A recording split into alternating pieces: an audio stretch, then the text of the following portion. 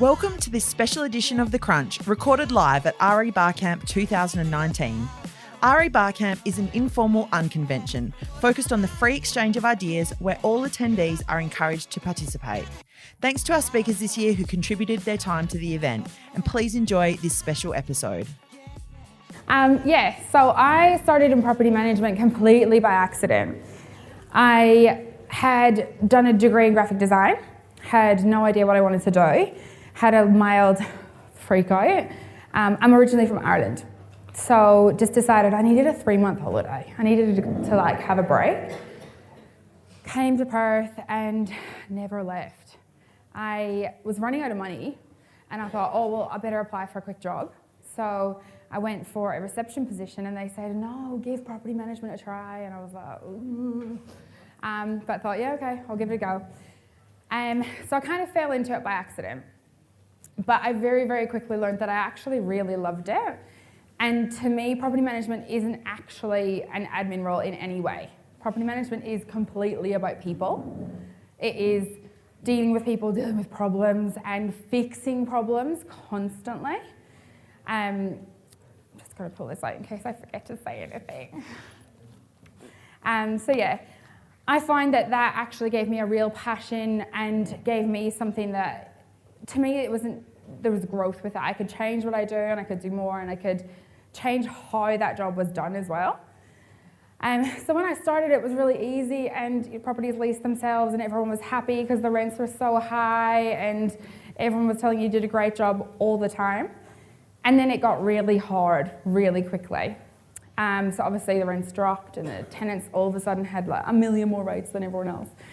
And it became really difficult. So the job to me changed and the industry changed and how we had to do it changed. I think a lot of people just really stuck with what they know and that's all they wanted to keep doing.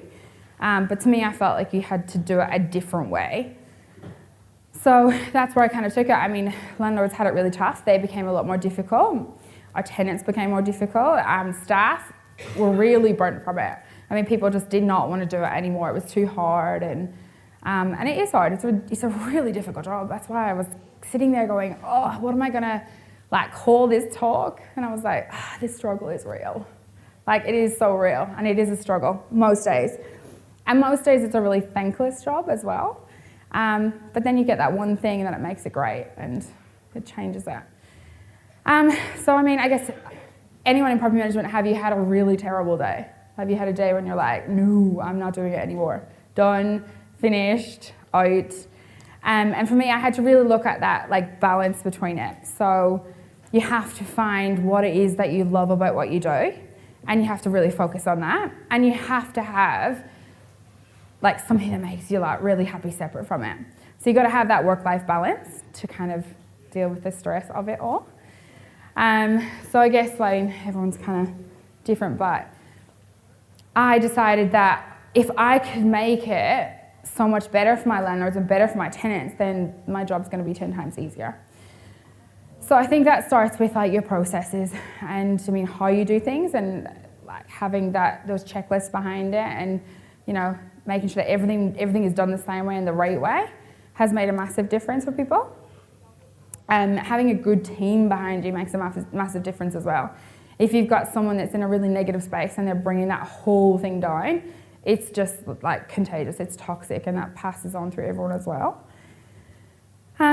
So I have, had a real different way on it. I've been a property manager, a business development manager, a department manager, done all the different parts of it.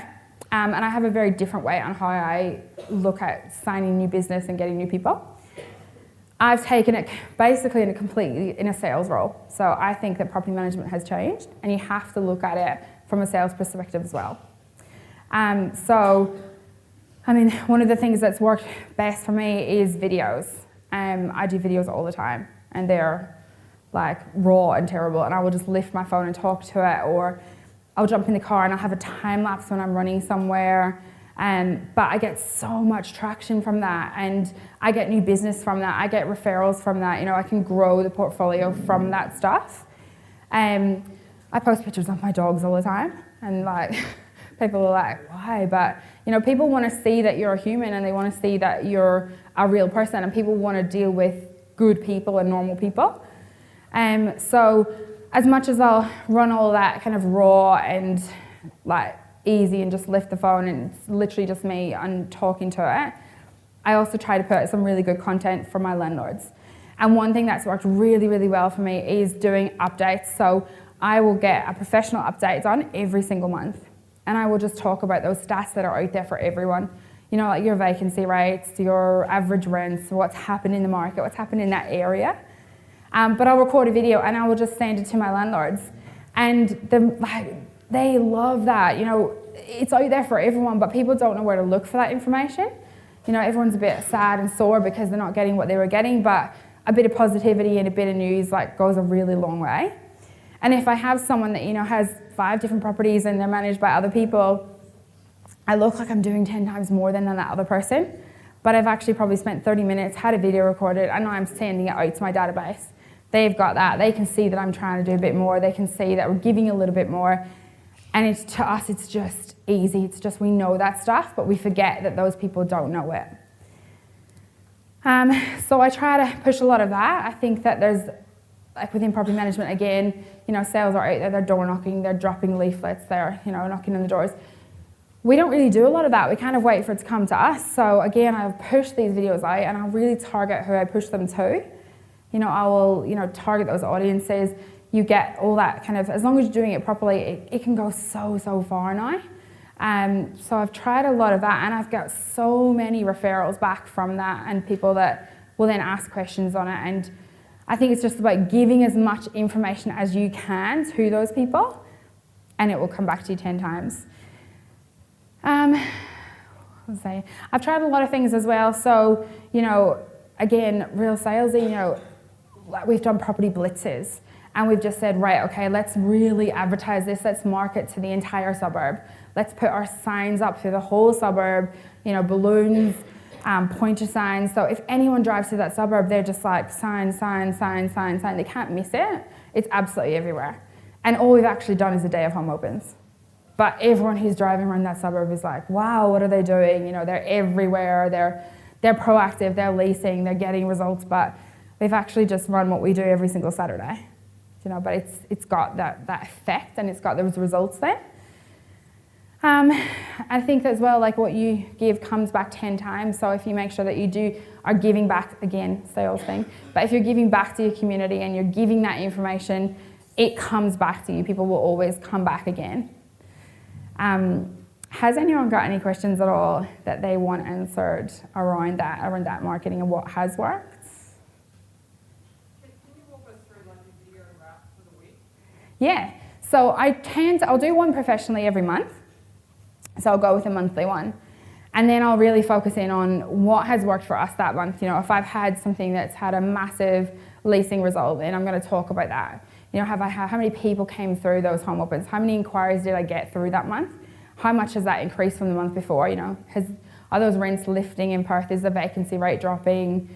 Even, you know, I try to stay away from, well, this is our new listing, this is what we've got. Because everyone does it. Everyone's seen it. People don't want to see new property all the time. So I've tried to take a different edge on it as to just educate as that information that's out there. And just give them, again, that stuff that we already have. We have those stats from REBar, you get them from IRE, you get those results from Rent Find. You can see what you're doing and how you're comparing to the market. And it's just really showing that this is what's happening out there and this is what we're doing.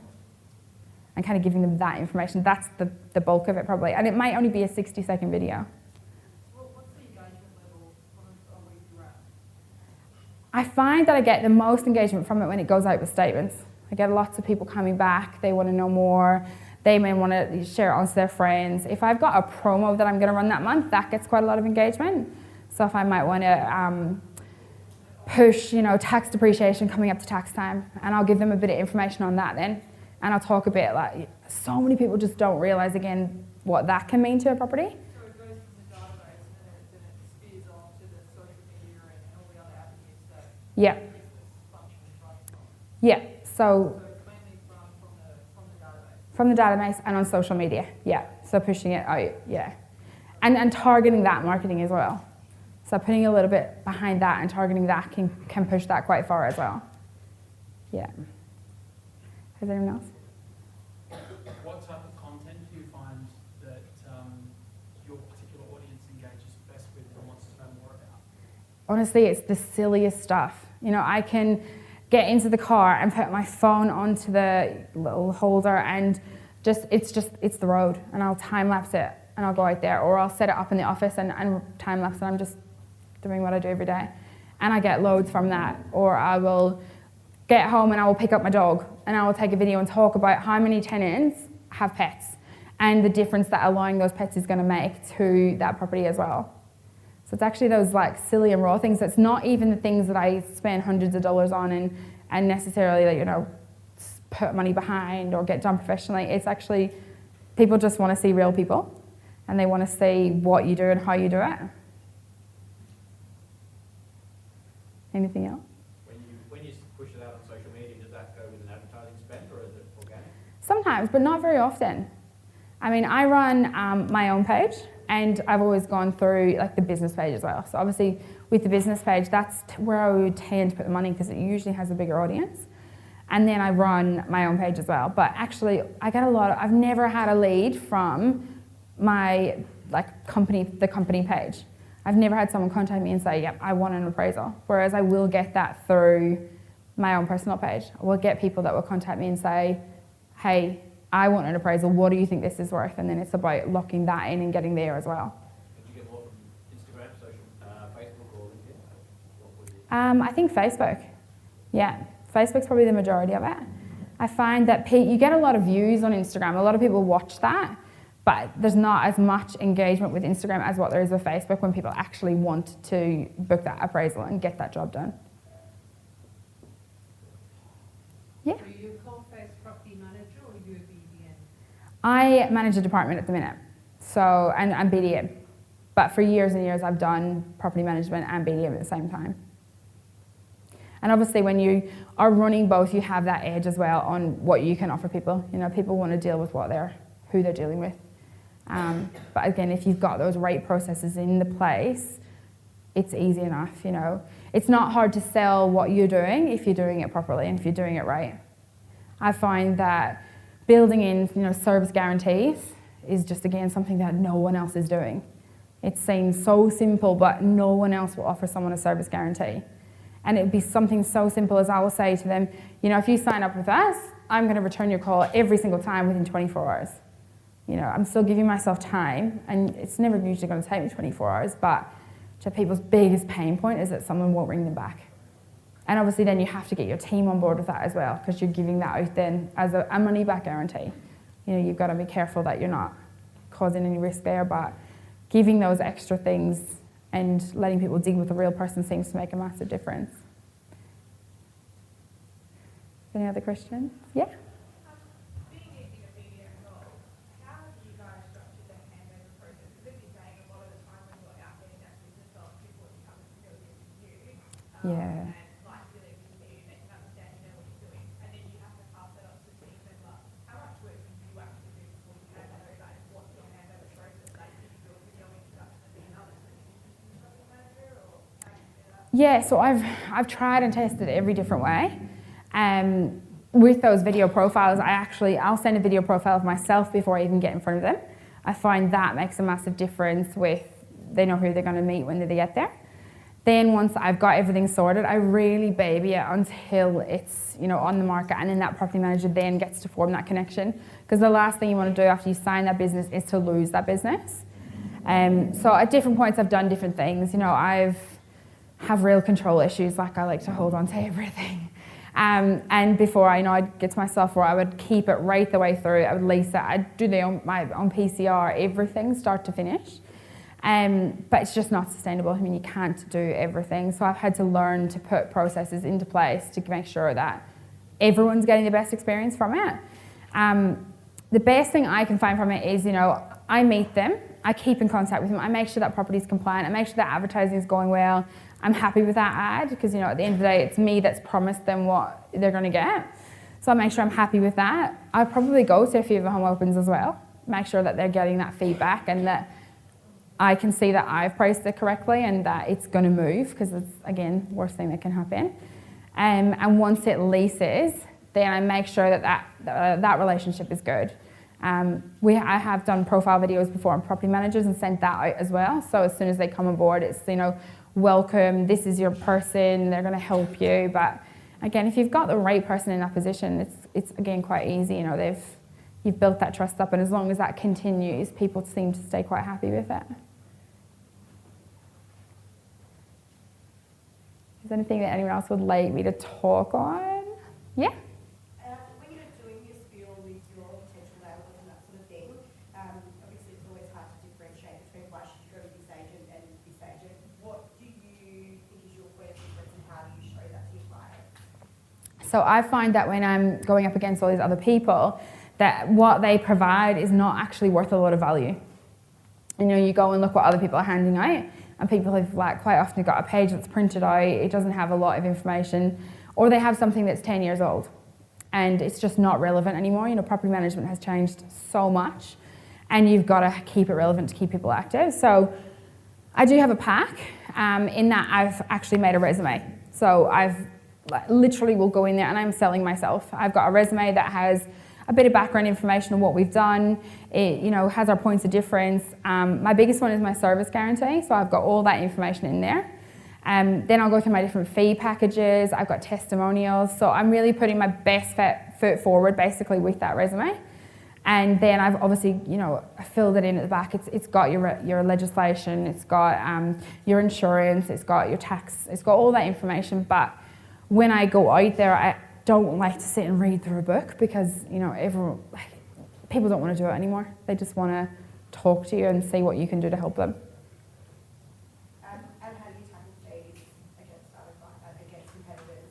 I have always been the most expensive person in all my areas, but I've never really had a massive problem with fees. I've never dropped fees. I've stayed high. I've kept all my extras high. I've put them up. I've never had an issue, because I really push on that value, and as soon as they see that value, the fees don't tend to come into question. You're always going to get someone that comes back and says, no, I want 10%, and that's that. And do you really want that landlord that much? How much work is that person going to be? So, you're never going to win everyone when you're the highest, but as long as you show them the value, it tends not to be a problem.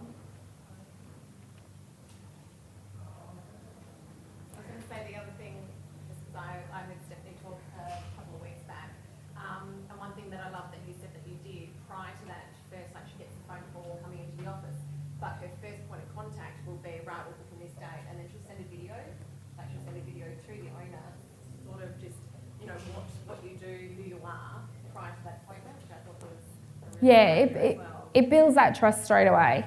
Because, especially if someone has I went to one yesterday, and he said, I've got 5 different agents coming in. He's like, you're the first one on 5. And I was like, God, who wants to do this 5 times? But I know for a fact that in that area, my pack is 10 times better than everyone else that's coming in. I've got a better pack that's there, look impressive. I know what I'm talking about, and as long as I give them that value, and if I can give them something that someone else hasn't done, they're going to give me a call. When I send that video out before I go, they know who's coming. They kind of feel like they know who you are, and you're nearly building that relationship before you're even there. And as long as you build on that, and they build their trust in you when you're there, it's not too difficult. I don't usually lose too many listings against anyone else. It's very rare that I won't get one. What we're really struggling with at the moment is getting clients to allow us in the door without us giving them their fees. They're straight away, what's your fees, what's your fees, what's your fees? And we'll try a million different dialogues to try and meet with them before we have to give forward those fees. Yeah. But that's what they're wanting straight away. So is that something that you come up against, and how do you tackle it? Yeah, and I think it's something we always will, but again, it's, okay, I can tailor my package to what will suit you, but we really need to have a look at that house and go through it. You're always going to get someone that's over on the East Coast, and they can't be there, they won't meet you, they want to do everything online, and what's important to them is money.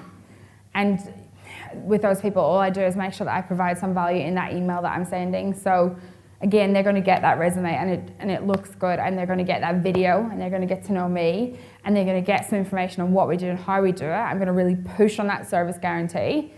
And So you send them the fees, but along with all that information Yeah. as well, so they can at least see yeah, that there's some value there. yeah, because everyone else that they're going to call is going to say, yeah, no worries, this is my fee, here you go. At least, I would say 5 out of 10 owners are sending fees or not interested in even Yeah. speaking with you. Yeah, and you have to get in front of them. That's like, as soon as you're in front of them, you're winning.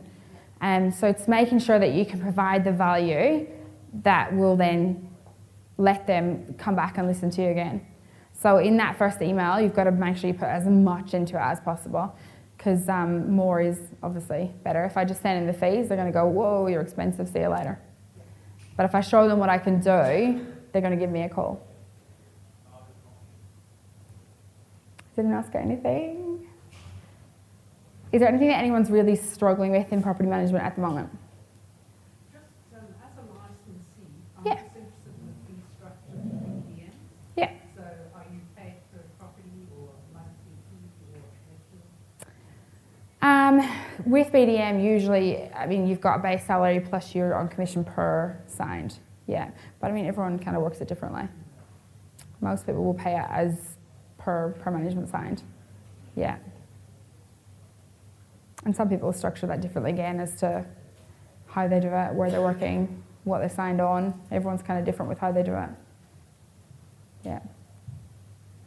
So does yours, what if an owner's unhappy with the service provided by a property manager?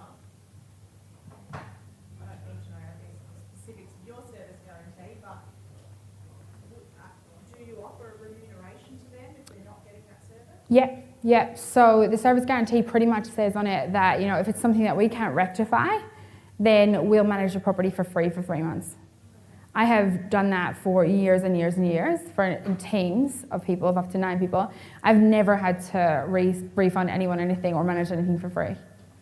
I think giving people that peace of mind and showing that you're proactive to fixing it is half the battle. You know, if someone's unhappy, give them a solution, give them a win, and they're not going to... I've never had anyone actually chase down and say, I want those management fees back. Yeah. Anyone got anything else? Do you have a schedule or structure for your social media, so you posting and marketing and that sort of thing? I should do. I try to make sure I put something, you know, it's property management. I mean, life gets so busy with property management. I try to schedule it in. I make sure that I've got, you know, at least 5 posts that are worth something out that week. It doesn't always happen though. You know, some weeks are just too much. But you can schedule things, you can post things, and you can, it's just like trying to make sure. And then everyone always says to me, I got told one time, stop trying to create content and just document what you do. Because people actually enjoy just looking at other people. People love watching other people. And instead of trying to find an article every other day and post an article about, you know, how clean is your house, then people don't want to read it. No one clicks on it. I could post something like that and I'll get absolutely nothing on it. Whereas I can like post something silly, like I can jump in the car, I can grab a dog, and the next minute everyone will jump on board that. So it's less creating and more documenting what I'm actually doing, you know. I think it's boring. I'm like, oh, does anyone want to see me sitting at this desk? But that's actually what I get a lot more of my engagement on. Yeah. It's funny you say that, my daughter does TikToks. Yeah. The ones you've got the most hits on, first thing there, we're back at TikTok. Yeah. And that's the next thing, everyone's going TikTok now. There's real estate agents on TikTok and they're dancing and singing, but I'm not there yet. Not quite there yet. You're on the stage. Oh, yeah. No, I'm not jumping on TikTok. That one's a bit far for me. I struggle enough with the videos. I mean, the videos are difficult. They're not easy to do. When I look at the videos I was creating when I started doing it, you know, I started doing it a couple of years ago, and I'm like awkward and I'm uncomfortable and I didn't enjoy it. I didn't like watching them back. I didn't think that anyone would want to watch any of these things. But you just have to kind of take the worry of it off. You just have to do it, put it out there, get it done, because everyone is on their phone all the time. You know, everyone is on Facebook, everyone is on Instagram, they're on LinkedIn, they're looking, they're flicking, you can only hold people's attention for a very short amount of time, and you have to just make sure you're giving something. You know, if you're giving something and you're in front of them all the time, they're going to remember. You know, I get so many just people I have on Facebook, and they'll go, oh my God, you're in real estate, will you sell this house? And I'm like, no, I'm not selling any houses, but I will get you someone that will sell it. And that's business again.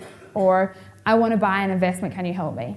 And I will make sure that, you know, I really help that person buy that investment. Like I will go with them, I will look at houses, I will give them that rental return. And people just are so amazed by the service that you will give them that someone else won't, that you have that client and you have that rental. You know, if you just do a little bit more, it comes back 10 times. Do you use your phone to edit before you post, or do you just see it? I don't edit a lot yet. Look, I've tried and I've done, you know, you've got iMovie on your phone. It's real easy just to chop it and flick it and everything else, but actually I just have to just take it, cut it, post it.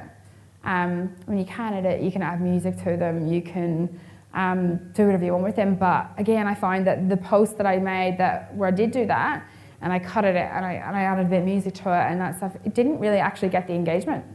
There wasn't as much with it, whereas the really raw stuff where I lifted the phone and I would talk for 15, 20 seconds sometimes and just said, you know, look, at this home open in this suburb, we've had 40 people come through, this market is lifted, and that's it. And it's really simple and it's really raw and it's really easy.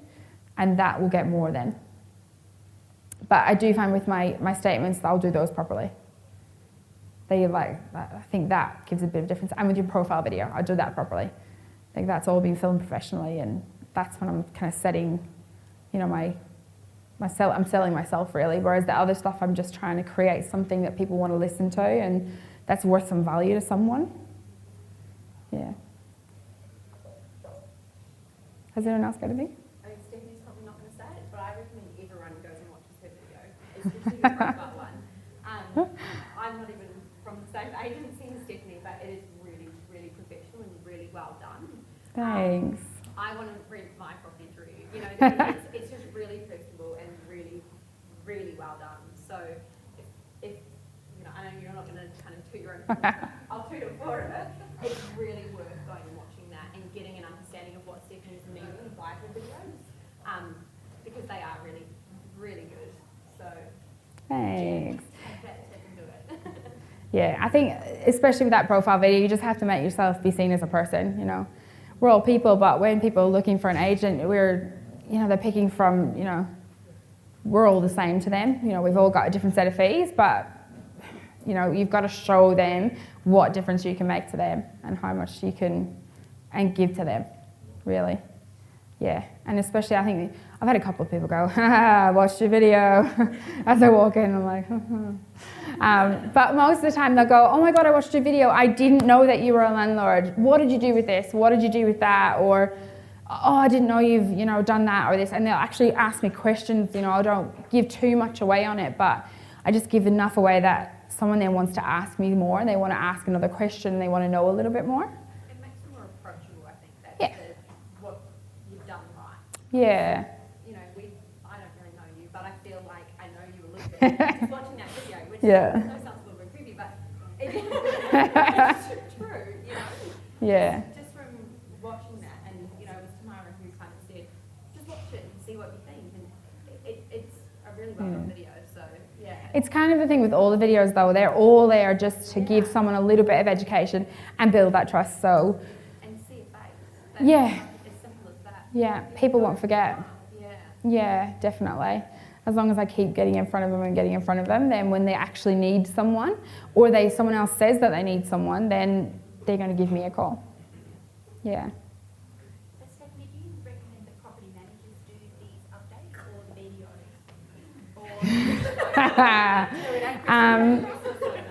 I know there's a lot of property managers that really don't want to get in front of it. They don't want to get involved in it.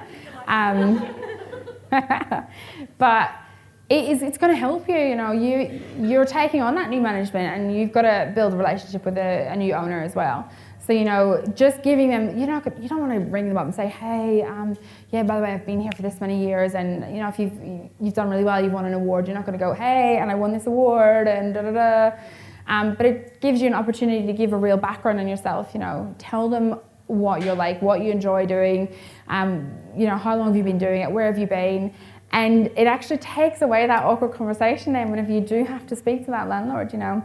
Again, you're creating that point of contact and they know who you are, and yeah, they can see you. It makes it easy. I mean, with the updates, I think that they can be done by anyone. You just got to provide that value to them. You're going to do it next? Yeah. But yeah, no, they make a massive difference. And that one cost that you pay for one video, you can send it out 500 times and you get the same effect every time. You know, it's a really cost-effective thing as well. Not anymore, no. Yeah. So how do you find, because I know with myself obviously being owner and BDM, how do you find that transition to go from, right, I'm taking you from this point to this point, it is now your property manager that's taking you on. I find that sometimes I'm still getting calls going, hey, what's happening? I'm like, okay, let's discuss. Like your property manager now has, like, what's your process and how do you sort of link up? I know you're always going to be Yeah. I will always be there for the owners as well. Yeah. You've got to make it really clear quite quickly without pushing them away. So, you know, from the very start, I'll start CCing that property manager into everything that I do, so they can see that there's someone else involved in the process. It's not just me. So if I am emailing them and then if they, you know, reply back, I'll get that property manager to email it back and just leave me copied in. But start getting them to deal with it, and then they get used to dealing with that other person. They're never going to stop completely. I mean, I still get calls all the time from, and I'm going, yeah, you want access for the whatever it is, and I'm like, yeah, I need you to talk to the property manager. But it will happen a couple of times, and then they're usually fine. But I do try to make it really clear that if they have an issue or a problem, they can come back to me. But otherwise, you know, they'll ring me and I'm at my desk, but I'll say, oh, I'm out of the office, I really can't help you, but the property manager's there. Let me get her to, I'll give her a call and I'll get her to buzz you back. And then it's just, you might have to do it a couple of times, but then it separates it off quite quickly. Does anyone else got anything? I feel like I'm just waiting for questions. Does anyone else do social media for property management? Yeah. Yeah. Do you get quite good results from it? Yeah, we do. It's not necessarily as clear cut as someone jumps on and goes, hey, I want an appraisal, but as a whole branding experience from social media to what we do in the community to our website, all those sorts of things coming together cohesively, 100% has an effect on that. Yeah. Definitely. Yeah. I mean, there's just so many people that are too scared to do it. I mean, it's always been seen as a sales thing, and there's so many people that just don't see the results from it. And it's a difficult thing to start because it's like, what do I put out there and what do I do with it? But once you do, you really do see, like I'm always telling everyone, you know, do a video, like just document what you're doing. You know, we've all seen sales reps standing by their signboards and taking pictures, but no one's doing the same thing in property management. But if you can push everyone and you can push your team to do it, and you can just get out there and get out there and get out there, it's going to create a lot more business for you. In our business, it's actually more property management that's on our social media side of things than it is our sales side. Yeah. Maybe because property management team has put the younger demographic to Yeah. the sales side of things, and also the people that we deal with day to day are probably younger than those in our area that are selling and buying. So we've actually found that our property managers have embraced it a lot more, and being younger, have fresh ideas, different things, know what people want to see on the socials and that sort of thing. Yeah.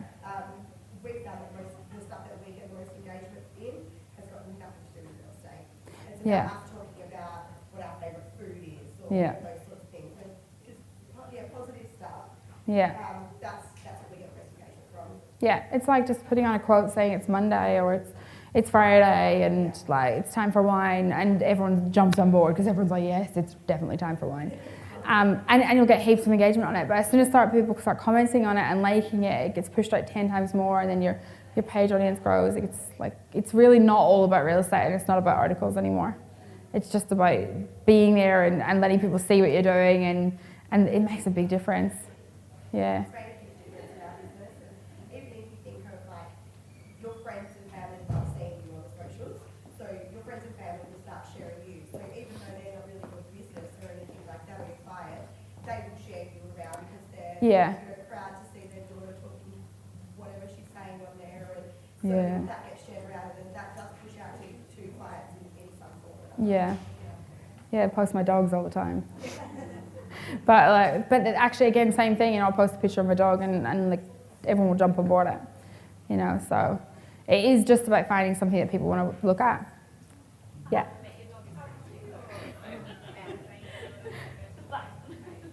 Sorry, hang on. What was that? With regards to your Facebook, you're saying you get more traction from your personal Facebook page. Yeah. Have you got your settings on public, or if you just keep them on your actual, your privacy settings as and have you got your friends doing it and what like it gets shared via? My Facebook page is completely private, but I have a business page connected to it that's like a Stephanie Reid page. So that's where I'll try and push my real estate stuff because I don't want to push it in front of. Well, that's what I was thinking. You Yeah. most traction from your personal page, but then obviously, if you're a licensee, you're trying to keep your personal life separate. I don't want like clients, photos, my kids, or whatever. But then you don't want your personal page to be all about your business either. So how do you Yeah. make that work? Because obviously, the business page is where you're getting the traction with new clients coming from you as a person and then being able to relate. Yeah. How do you actually make that work? With Instagram, that's completely public. I have one Instagram, and like that's out there. With Facebook, my actual profile is completely private, and that's just mine. But I have a Stephanie Reid business page connected to it that people can then click on because it says I manage it. So anything real estate I run through that. That's where I'll post my content. And if I have something that I want to share on my personal one, I'll try and share it from my business page on my personal one, but I'm not sharing it from a company page. It's a Stephanie Reid work page. And I'll share it through that. And I get a lot of stuff through that. So I'm posting my content every day on my Stephanie page. If there's something I want to share on my personal page, I'll pull it from there. And then Instagram, I put it out, that one out.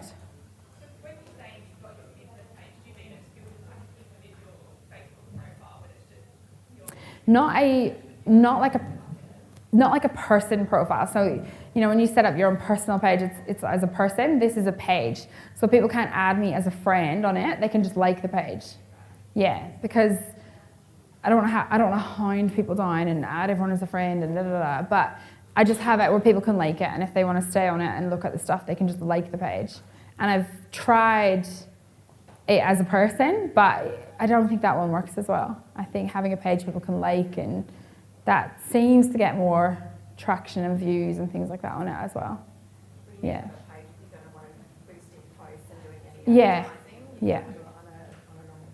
No.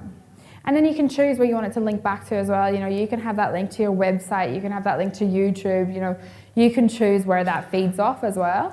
And you can choose where you want your audience to go with that basically. So it's quite a good way of redirecting that traffic as well. Has anyone else got anything? No? What exactly do you include in your property management, like your BD impact, so your listing pack and go out through So that's where I have that resume. Yep. So I have the resume in the front. I obviously give them that information on the legislation because that's like one of the biggest ones. But within that resume, I've got my guarantees, I've got my fees, I've got what I can do. That's my selling itself. And then really I'm just giving them information apart from that. And when I'm there, I just try to speak to them. I don't actually go through half of that stuff that's in that pack. I've provided it to them, I tell them that it's in there, but I just try and make it more of a personal experience. So, I've got the authorities if they're ready to go straight away. I've got the tax depreciation, I've got marketing options, insurance options, like all of those things there. So I can explain the importance of those things, but without it being like the complete focus, really. Yeah. Nope. Do I have any time left? Am I 10 more minutes? Oof. I'm like, what do you want for 10 more minutes? Is there anything that anyone's really struggling with in property management at the minute? I feel like I could give you a list. Like. So Steph, when you were uncomfortable doing videos, what Yeah. did your team leader say to you to encourage you to do it? Or was it you're doing it? So you have to make sure that, I mean, with your professional videos, you got to make sure you got somebody good behind them. You know, the person that's taking that video, if they can make you feel comfortable and, you know, that will make a massive difference, you know, rather than trying to sit and just do it by yourself, you know, use a good company to do your videos.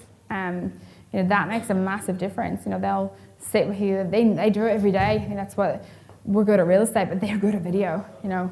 So you mentioned to me the other day, which really stuck in my mind, I'm obviously, we talked about doing the monthly updates, which I'm all for and I'm going to start doing. What the part about that got me really nervous is remembering everything I've got to say. Yeah. You said the company you use does a Teleprompter, yeah.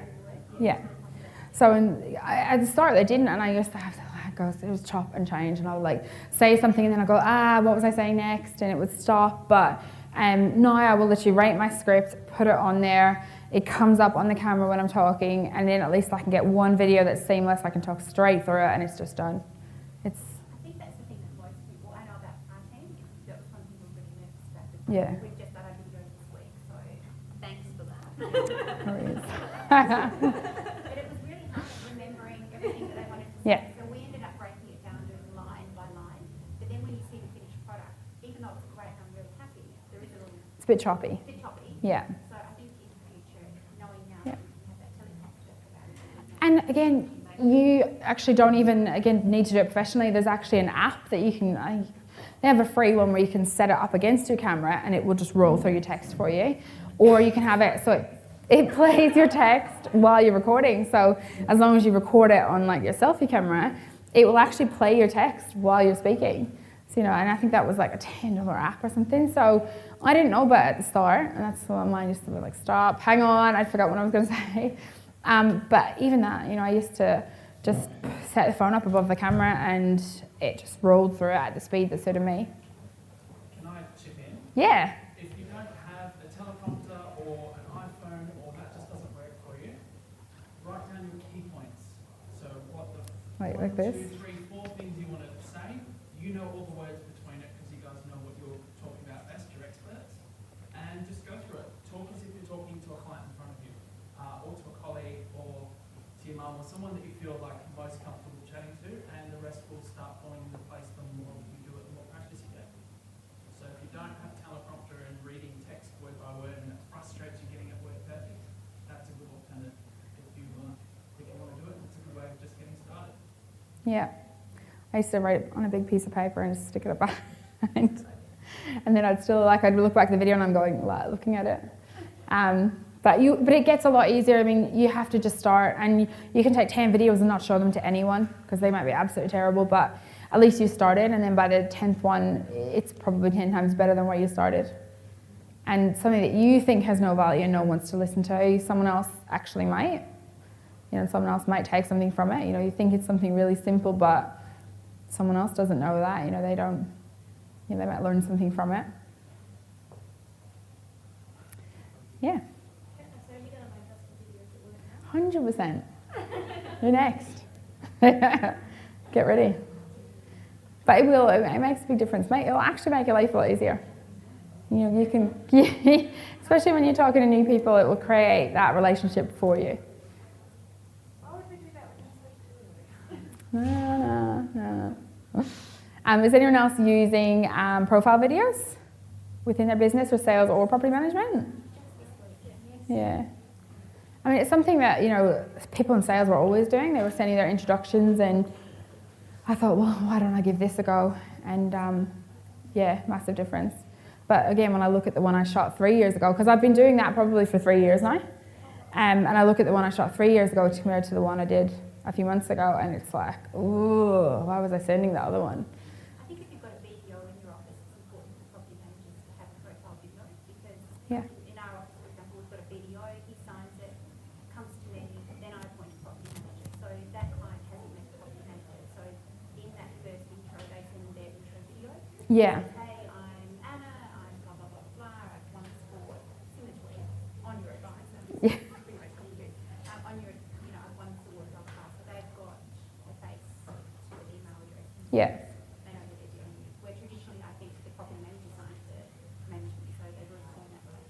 Yeah. And you just have to keep it personal. You know, there's so many things in real estate now that just aren't personal. And, you know, we charge a lot of money. People are struggling, you know, rents are down. People, you know, are feeling that hit of the market now.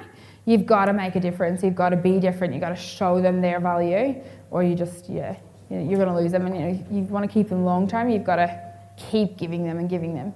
You know, so many people sign these like landlords, and then that's it. They've forgotten about, you know, into the pile. Just this is who's going to look after you. You're done. But as long as you can keep showing them that value and giving them, then they'll stay and they'll bring their friends and they'll tell people about you, and you will grow and grow just from that. Yeah. I apologise if this has been covered already, but when you're doing your presentations and you've spoken about the videos that you do for the property, do you include that as like a bonus to them, saying, I will do this free of charge, get this video out, or do you include that somehow in your schedule of fees, that video for them, or is that just like an additional bonus and like, I'll do a walkthrough of your home and post it on social media or on YouTube and then add it to the listing? I don't like talking about it in front of landlords very much. So no, I will, if I've had something that's had a really good result and some really good engagement, I will try and push it in and show them. Because there's, you know, people are visual, they want to see it. I will talk about the results that I've got from that marketing and what we can do with that marketing. I don't really do property walkthroughs. You know, I don't know the sales reps will, you know, bring it in, show you the house and have a walkthrough.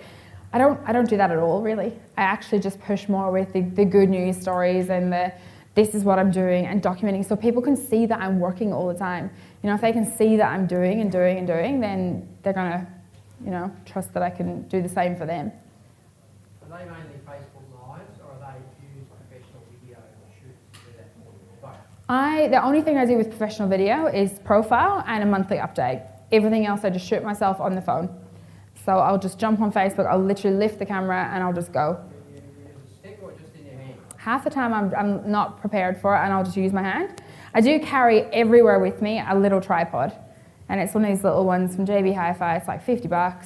I carry it absolutely everywhere with me because I can stick my phone on it, stand it somewhere, and I can just talk. Do you mind if I ask, do you get interaction? Do people comment? Do you get a lot of engagements? Yeah, I get a lot of like private mails as well. I get a lot of people that will just message me directly. So even if, you know, I might post something that gets like next to no likes at all, but then it might get 300 views. So I'm like, well, people are watching it, you know, people are looking at it, and then I'll get maybe 5 messages and people will ask me a question about it. So people aren't into liking anymore and doing that, but I'll get people that will share them, I'll get people that will message me, and people that will question me on them. So, and it's definitely working, and I just try to literally document what I'm doing all the time. So just carrying the phone with me and documenting what I'm doing. Daily? Try to, yeah. I try to post 5 times a day. I'll try and make sure that I put a video or 2 in there, even if it's just a photograph or if it's a quote or it's, you know, something new that we've seen or done or good results. I'll just, whatever I can have done, I will try and see if I can get a post out of it. That's it for this episode. Thank you so much for listening. We'd love any feedback or guest suggestions. So hit me up on Instagram. You can find me on Jess @Crib. And if you enjoyed the show, don't forget to subscribe and be sure to tell a friend.